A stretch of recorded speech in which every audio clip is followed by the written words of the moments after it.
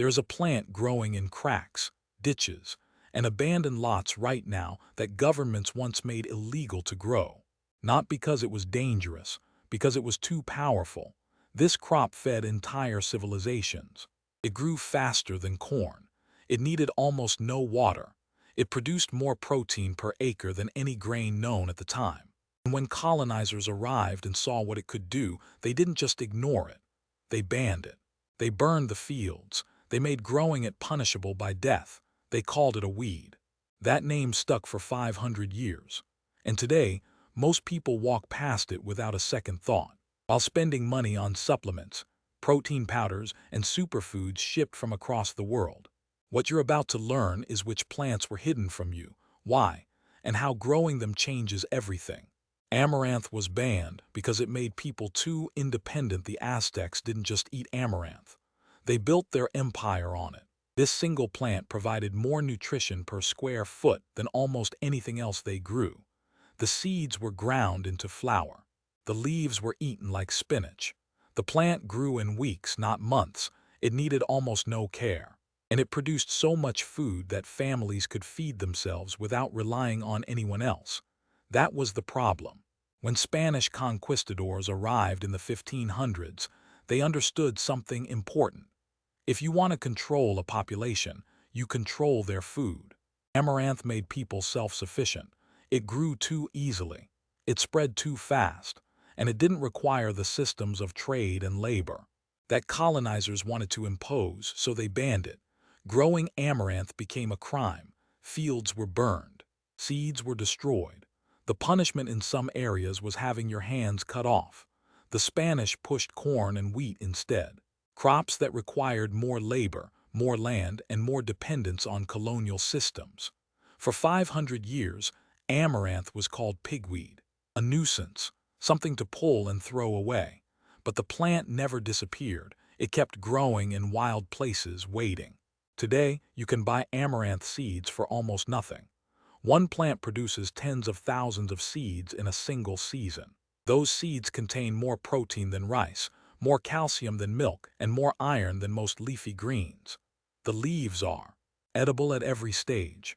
The plant tolerates drought, heat, and poor soil, and most people still think it's a weed. The long-term advantage here is not just nutrition, it's independence. One packet of seeds can turn into an endless supply. If you save seeds each year, you are no longer buying. You are growing a system that feeds itself forever. Lamb's quarters has more nutrients than spinach, but costs nothing. Walk through any garden, any farm, any empty lot in North America and you will find lamb's quarters. It grows everywhere. It grows without being planted. And for decades, people have pulled it, poisoned it, and thrown it away without knowing what they were destroying. Lamb's quarters has more vitamin A than carrots, more calcium than kale, more protein than most cultivated greens. And it grows faster and more aggressively than almost anything you could plant on purpose. This is not an accident. This plant evolved to survive. It does not need your help. It does not need fertilizer. It does not need perfect conditions. It just grows. The reason most people don't eat it is simple. Nobody told them they could. We have been trained to believe that food comes from stores, that if something is not in a package with a label, it is not real food. Lamb's quarters breaks that logic completely. It is better than what you buy, and it is free. The compounding advantage here is what happens when you stop fighting this plant and start harvesting it. Every hour you used to spend weeding becomes an hour of harvesting food. Every dollar you used to spend on greens stays in your pocket. And because lamb's quarters self-seed so aggressively, you will never run out. You are not working harder, you are working with a system that already exists. Purslane was called a weed while scientists called it a superfood. There is a small, fleshy plant that grows flat against the ground in hot, dry places. It has thick leaves and reddish stems. Most people see it and reach for the herbicide. That plant is purslane, and it contains more omega-3 fatty acids than any other leafy green ever tested. Read that again. A plant that grows in sidewalk cracks, parking lots, and neglected gardens contains the same essential fats that people pay premium prices to get from fish oil supplements. Purslane also contains high levels of vitamins A, C, and E. It has minerals like magnesium and potassium. It is crunchy, slightly sour, and works in salads, stir-fries, and soups. And it has been labeled a weed for as long as most people can remember. The reason this matters for your future is not just the health benefit, it is the economics. Fish oil costs money every single month. It comes in plastic bottles shipped from factories. You depend on supply chains, pricing, and availability. Purslane costs nothing. It grows without asking. And once you know what it looks like, you will see it everywhere. This is what hidden knowledge actually looks like. Not secrets locked in vaults, just information that stopped being passed down because someone decided to call a useful plant a problem. Dandelion was medicine before it was a lawn problem. Every spring, millions of people spend billions of dollars trying to kill dandelions. They buy chemicals. They hire services. They fight a war against a plant that refuses to lose. Meanwhile, in health food stores, those same people pay premium prices for dandelion root tea, dandelion supplements, and dandelion extract. This is not a coincidence. This is a system designed to make you pay twice, once to destroy something valuable, once to buy it back in a package. Dandelion is one of the most complete edible plants in existence. The leaves are packed with vitamins A, C, and K. The roots can be roasted and brewed like coffee. The flowers can be made into wine, syrup, or eaten raw. Every single part of this plant is useful. Before modern lawns existed, dandelions were planted on purpose. European settlers brought them to North America deliberately because they knew the value. Dandelions were food and medicine in one package. Then the lawn industry happened. Perfect grass became a status symbol, and suddenly anything that wasn't grass was a problem, to be solved with products you had to buy. The long-term benefit of changing your mindset about dandelions is bigger than just free food. It is freedom from an entire industry designed to sell you solutions to problems that don't exist. Your lawn is not supposed to be a sterile carpet. It is supposed to feed you. Stinging nettle was avoided because people didn't know how to handle it. There is a plant that most people run from. Touch it with bare skin, and you'll understand why. The tiny hairs on its leaves inject a compound that causes burning, itching, and discomfort that lasts for hours. Stinging nettle earned its reputation. But here is what most people never learned. Once you cook nettle, even for just a few seconds, the sting disappears completely. What remains is one of the most nutrient-dense greens on the planet. Nettle has been used for thousands of years as food and medicine. It contains protein levels closer to legumes than leafy greens. It has iron, calcium, magnesium, and a long list of vitamins. Dried nettle makes a tea that has been used for everything from allergies to joint pain. And nettle grows in places most crops cannot survive: shady areas, poor soil, wet ground. It thrives where other plants fail.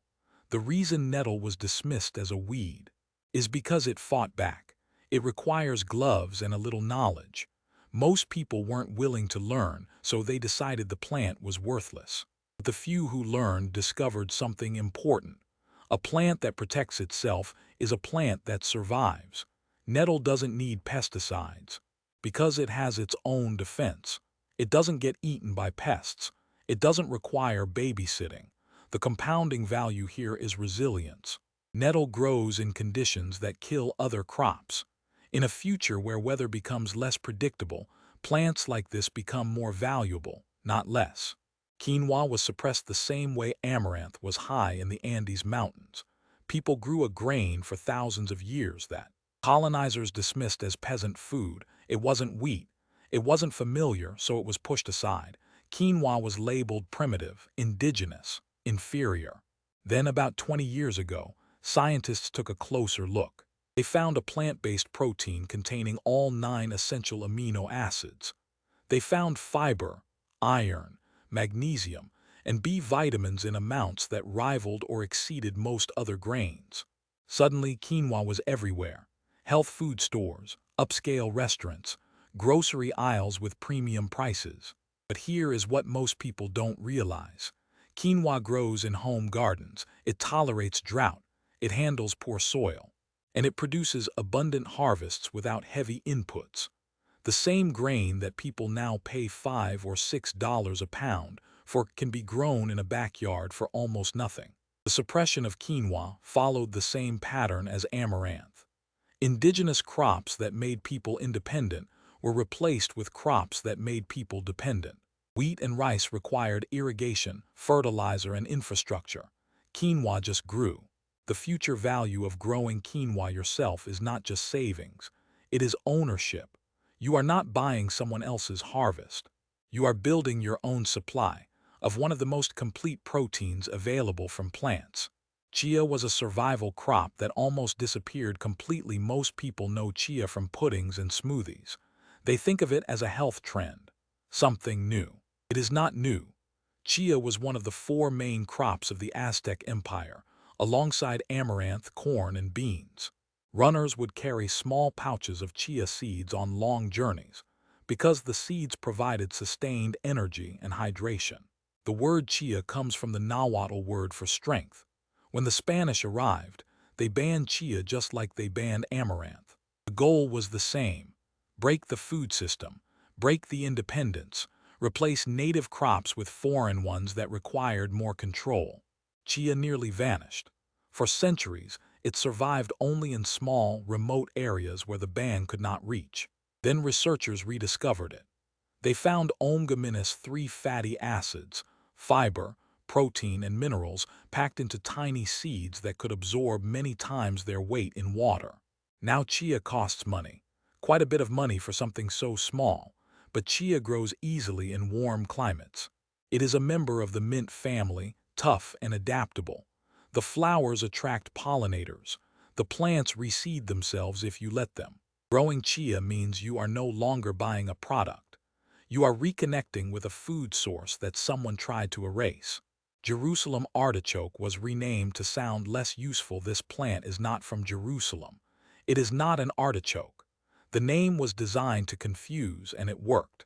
Jerusalem artichoke is actually a sunflower, a native North American sunflower that produces edible tubers underground.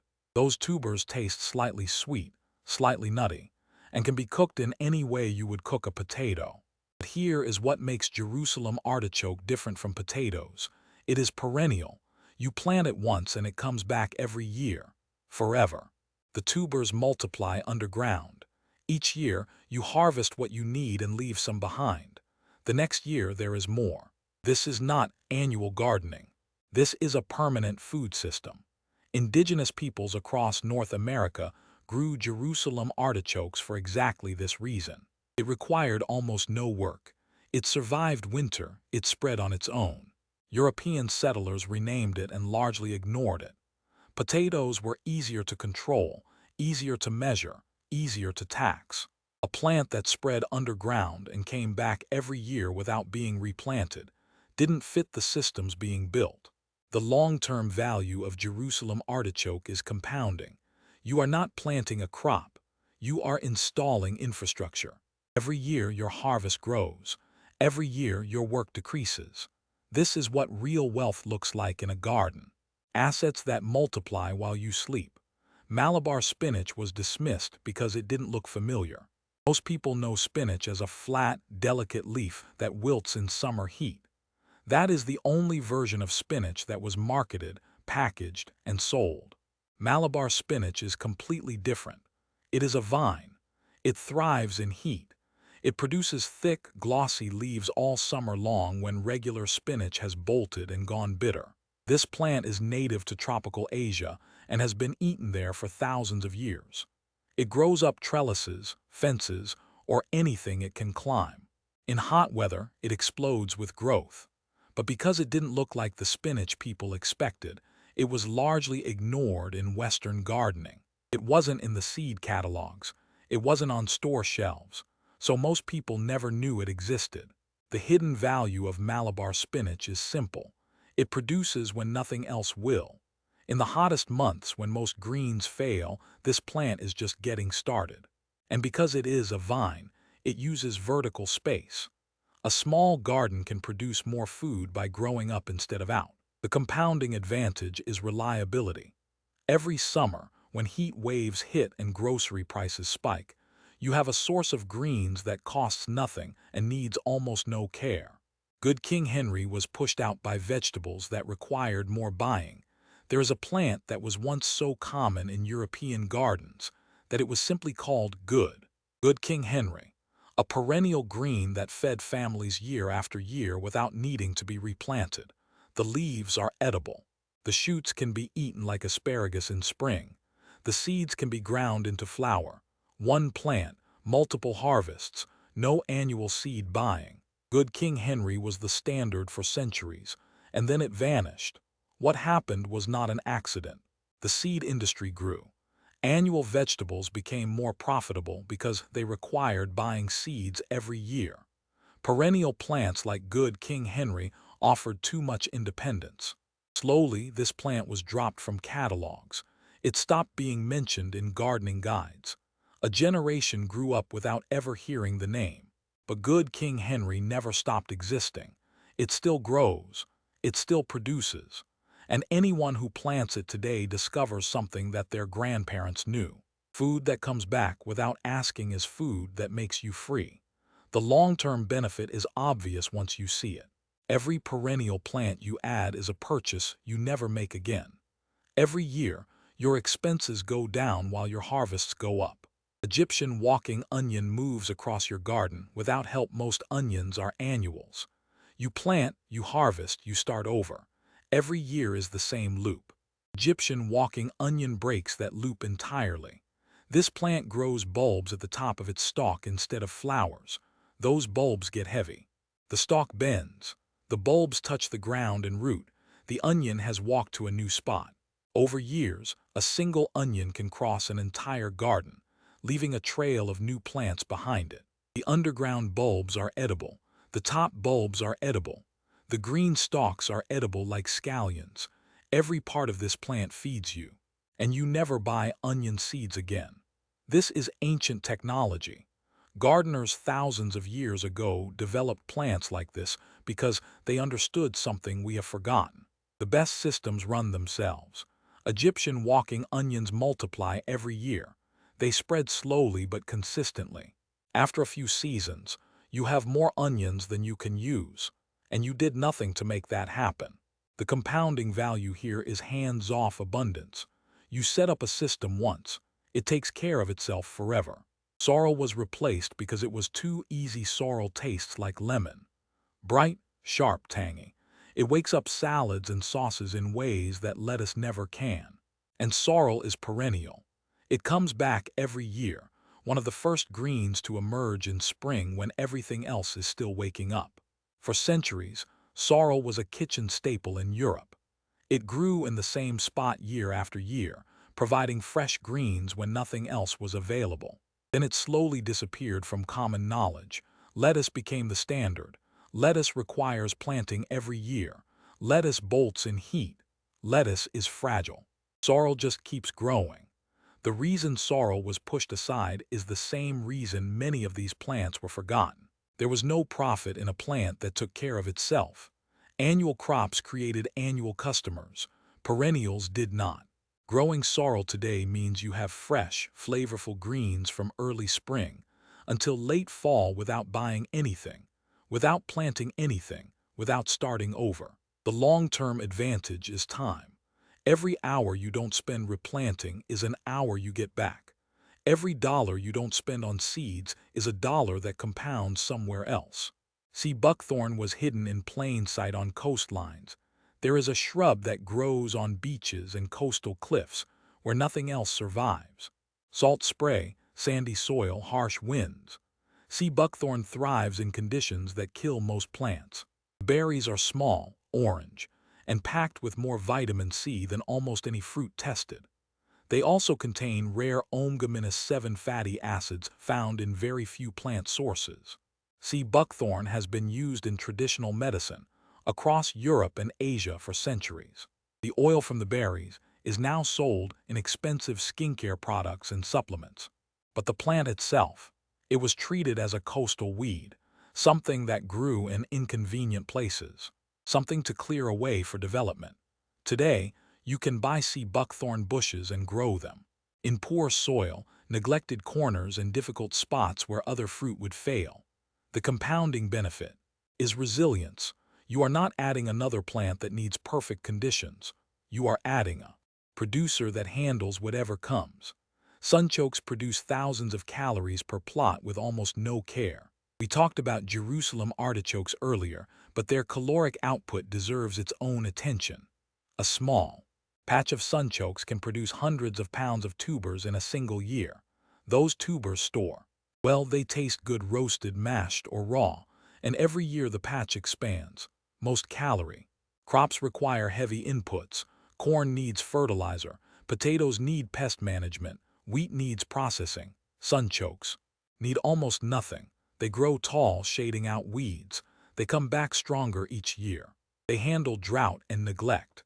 For anyone thinking about long-term food security, sunchokes represent one of the highest returns on effort possible. The math is simple.